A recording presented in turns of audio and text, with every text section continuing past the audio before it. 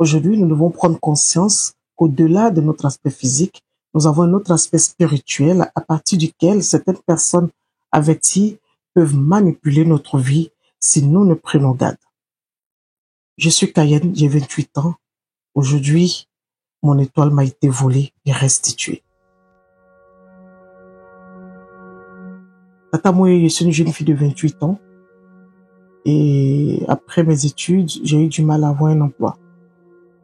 Mon père est décédé, mais quand j'étais plus jeune, il avait confectionné un bracelet en argent blanc pour moi. Et il m'avait demandé de le garder toujours avec moi, de ne jamais l'enlever. Et donc, après son décès, quelque temps après, j'ai pu avoir un boulot de commercial dans une boîte de communication. Et après l'entretien, j'ai rencontré le directeur général de la boîte qui est le propriétaire de la boîte pour finaliser mon contrat. Tout s'est bien passé. Il m'a apprécié au premier rendez-vous. Il m'a beaucoup apprécié. Il n'a pas cessé de m'observer, de me regarder au point où j'étais même gênée. Il me disait tout le temps que j'ai une lumière sur moi, j'ai une lumière vraiment. Je comprenais pas pourquoi il disait ça, mais je m'étais dit que c'était juste des éloges. Donc quand je suis arrivé dans la boîte, ils m'ont fait l'historique et la boîte était dans une période difficile. Les chiffres d'affaires étaient vraiment en baisse et ils avaient perdu beaucoup de leurs clients, c'était compliqué. Et donc notre défi à nous, l'équipe qui venait de recruter, était de relever le niveau du chiffre d'affaires. Et donc, on a été, des zones nous ont été attribuées et chacun devait travailler ardemment sur sa zone. Au bout du premier trimestre, après, je vais dire la première période d'essai, on avait 3 mois d'essai renouvelables une fois. Et après les 3 premiers mois, j'avoue que mon chiffre d'affaires avait vraiment flambé. Ma zone était la meilleure en termes de chiffre d'affaires. J'avais eu pas mal de nouveaux clients et j'avais réussi à faire revenir les anciens clients de la boîte qui étaient partis. Donc, c'était la meilleure zone. Du coup, j'ai attiré l'attention de tout le monde. Tout de suite, on m'a pas reconduite dans un contrat d'essai, mais un contrat à durée déterminée pour 6 mois. Et ça a été pareil, ça a été plus. Au fur et à mesure que j'étais dans la boîte, les chiffres d'affaires ne faisaient qu'augmenter. Avant même les 6 mois, j'ai été embauchée parce que c'était impressionnant. Au point où, quand l'objectif était atteint avant même le mois, on me demandait de travailler sur une zone d'un des collègues pour pouvoir l'aider. Donc, je travaillais pratiquement 2 semaines sur ma zone et 2 autres semaines sur une autre zone pour les aider. C'est ainsi que la boîte a vraiment repris des couleurs. Les chiffres d'affaires étaient vraiment bien et voilà, les équipes ont été étoffées. Tous ceux qui avaient été licenciés ont été rappelés. Vraiment, on sentait que l'entreprise revivait. Et moi, mes conditions de travail s'étaient vraiment améliorées. On m'a donné un véhicule pour le travail, pour mes prospections. J'étais vraiment bien installée, bien introduite. À un moment donné, le patron me sollicitait pour certaines missions en dehors de la capitale où nous sommes. Et je partais. J'étais très heureuse d'aller en mission parce qu'il y avait des frais et tout. J'étais vraiment très heureuse d'être celle qui est choisie pour les missions et tout ça. Et à un moment donné, le patron, quand il partait à ses missions, il avait des missions personnelles qu'il faisait. Et quand il partait à ses missions, il demandait que je vienne avec lui. Donc je partais avec lui à ses missions. Et une fois sur les lieux de mission, je faisais ce que j'avais à faire comme prospection. Je présentais certains produits quand il avait, parce que lui, quand il est en mission, il organise des rencontres avec plusieurs partenaires, plusieurs prospects et tout. Donc, il me chargeait de présenter des produits comme j'ai une bonne diction, je maîtrisais les produits et tout. Et ça me faisait plaisir de présenter comme ça devant plusieurs personnes. Donc, ces missions faisaient qu'il y avait une proximité entre mon directeur général et moi. On était vraiment très proches. Et donc, ça a commencé à créer un peu de jalousie. Tu sais ce que c'est dans les boîtes. Mais bon, moi, c'était pas ça mon problème. Hein. J'étais focus sur mon travail et tout allait bien. En mission, on partageait tout. On mangeait ensemble, on dînait ensemble, les déjeuners, on partageait tout, sauf les chambres. Voilà. Et donc, cette proximité a fait que le patron, il me faisait pas mal de cadeaux, il me faisait tout le temps des éloges et tout. Et quand j'avais quelque chose chez moi, un événement heureux ou malheureux, tout de suite, il était prompt à m'aider, à envoyer une délégation. Je me disais que c'est parce que j'étais la meilleure des commerciales. J'ai eu une promotion de responsable commercial et là, j'étais plus trop itinérante, j'étais plus trop sur le terrain, j'étais plus au bureau en tant que responsable commercial. Je partais en visite de temps en temps, mais pour les gros portefeuilles. Donc, j'étais un peu comme superviseur, en même temps responsable commercial, de tout ce qui est service commercial et tout ça. Et voilà que mon patron a commencé à me faire des avances. Ça a duré un moment, mais j'étais pas tout le reste. À un moment, j'ai succombé. J'ai eu une liaison avec mon patron. Donc, on était en liaison, tout allait bien et tout. Mais au bout de 6 mois, tout a basculé pour moi. Mon travail n'avançait plus. Tout ce que je touchais mourait. Les gros portefeuilles qu'on m'avait confiés étaient en train de disparaître sous les yeux de tout le monde. Les clients nous fuyaient. Les zones sur lesquelles je partais intervenir avec des commerciaux commençaient à régresser dans les ventes. Je comprenais pas. Je comprenais pas et j'avais demandé à démissionner. Le patron avait refusé. Il avait refusé et je savais que c'était lié à moi. Je sais pas pourquoi, qu'est-ce que j'avais. Et à un moment, ça n'allait plus. Tout le monde avait les yeux tournés vers moi. Non, voilà, Yann et Déconne, maintenant c'est plus trop ça. Ça ne marche plus. Vraiment, c'était devenu la honte, c'était devenu la risée de tout le monde dans l'entreprise. Et ils ont dû se séparer de moi. Ils ont dû me libérer. Et donc, j'ai commencé à postuler dans d'autres boîtes. Malgré mon CV qui était très riche, personne ne me recrutait.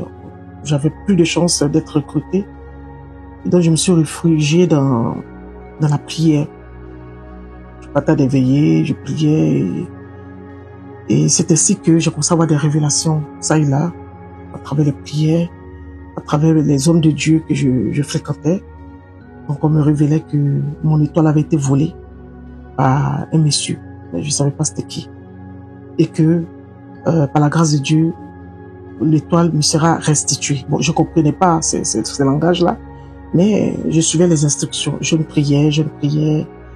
Voilà, je m'étais renfermé parce que tout avait disparu. Financièrement, c'était des périodes difficiles, ça n'allait pas.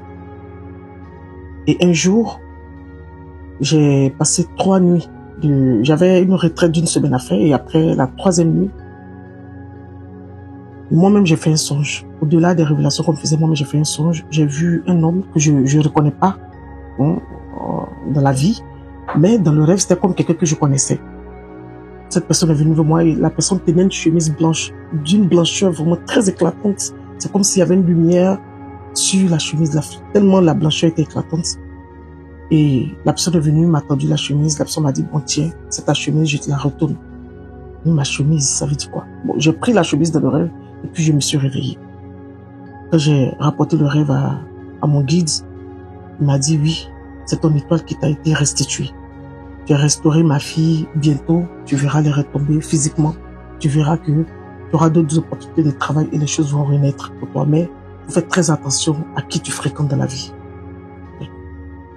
Et quelques jours après, quand on a fait la retraite que je suis rentré, il y a le neveu de mon DG qui m'a appelé, qui travaillait avec nous. Il m'a appelé, il m'a dit, ah, Yann, il y a le patron qui est malade. J'ai mon oncle qui est très très malade depuis un moment. Et là, il demande à te voir. Mais il est malade, il demande à me voir, ça veut dire quoi? Parce que, figure-toi, il s'est séparé de moi, il m'a rebaissé de l'entreprise sans état d'âme. Sans état d'âme, malgré la relation qu'on avait. Il a mis fin à tout ça, vraiment de façon très difficile. Je veux pas te conter ça, mais ça a été très compliqué pour moi.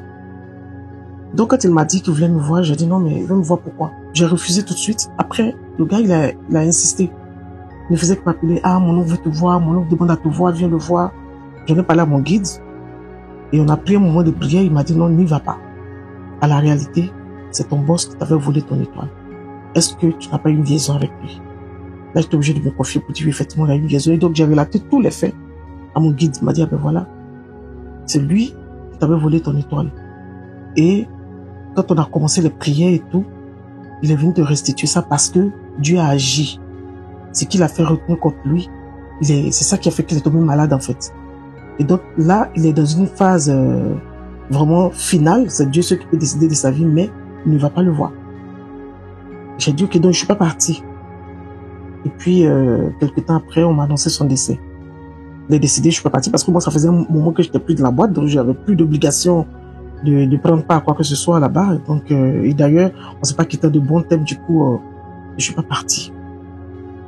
Ils ont fini les obsèques et tout. Et voilà, moi, ma vie, c'est un peu ça. Aujourd'hui, j'ai eu une opportunité, un petit emploi, moins que ce que j'avais avant, beaucoup moins, mais je régnais de mes cendres petit à petit. Et là, jusqu'aujourd'hui, c'est vrai, j'ai pu me mettre avec quelqu'un, un homme qui m'a fiancé, mais on n'a toujours pas d'enfant. On fait des examens, on dit il n'y a rien, mais on n'a pas d'enfant et tout. Je crains que ce soit toujours l'impact de ce que j'ai eu avec le patron. Je crains que ça m'ait laissé des séquelles graves, plus graves que je l'imagine. Mais j'avoue, je renais de mes cendres. Donc là, je viens à toi pour apporter mon témoignage, pour sensibiliser la gente féminine, dire à mes sœurs de faire très attention. Très attention quand on rentre dans un milieu que tout le monde nous apprécie, ah mais tu brilles, ah mais tu es bien, et que tout ce qu'on touche réussit, il faut faire très attention. Ça veut dire que au-delà de notre aspect physique, on a quelque chose de spirituel, de très important, que des gens qui peut-être sont initiés voient que nous-mêmes ne voyons pas. Il faudrait prendre conscience de cela, ne pas vendre sa couronne à n'importe qui, ne pas céder sa gloire à n'importe qui. Moi, aujourd'hui, j'ai tiré les leçons. J'ai beaucoup appris spirituellement, j'ai beaucoup grandi parce que ces moments de galère m'ont rapproché de Dieu, j'ai appris beaucoup de choses. Et là, je tenais vraiment à apporter ce témoignage-là. Faites attention. C'est vrai, les femmes sont plus exposées, c'est vrai, mais il y a aussi des hommes qui peuvent être aussi exposés. Faisons très attention. Quand on est beaucoup apprécié, il faut faire attention. Quand on est beaucoup détesté aussi, il faut faire attention. Il faut faire attention parce que il peut avoir quelque chose, une lumière en soi qui dérange. Et si notre lumière dérange, on peut nous détester. Si notre lumière est convoitée, on peut nous aduler, on peut, voilà, et puis chercher à nous la voler. Faites très attention. Donc c'était ça, mon petit témoignage de M. Tata Mouye. Portez-moi aussi en prière parce que j'en ai besoin. J'ai vraiment besoin de reprendre ma position d'antan. Mais là, aujourd'hui, je rends gloire à Dieu pour ma vie, pour ma santé, je rends gloire à Dieu. Voilà. Merci. Chers Talkers, voilà l'histoire de notre sœur Cayenne. Ça fait un bon moment qu'elle nous suit, ça fait un bon moment qu'elle nous a contactés. Mais je prenais le temps de voir comment travailler son histoire. Donc voilà, partager afin que ça puisse servir de leçon, afin que ça puisse servir d'éléments de sensibilisation autour de nous. Likez, activez la cloche de notification, restez connectés parce que cette année 2024, je vous assure, nous avons des histoires très palpitantes.